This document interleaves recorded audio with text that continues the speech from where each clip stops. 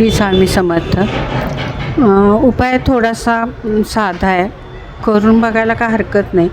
समजा आजारपण आहे, तुमचं कुठलंही दुखणं आहे आणि त्याला एक पर्याय म्हणून छोटासा एक काचेचा ग्लास घ्यायचा, त्यात पाणी भरायचं, अर्ध्यापेक्षा जास्त भरायचं, त्यात एक तुळशीचं पान टाकायचं आणि त्या काचेच्या ग्लासावर असा हात ठेवायचा आणि 27 वेळेला ओम क्लीम कृष्णाय नमः, ओम क्लीम कृष्णाय नमः, ओम क्लीम कृष्णाय नमः असं 27 वेळेला मंत्र म्हणायचा.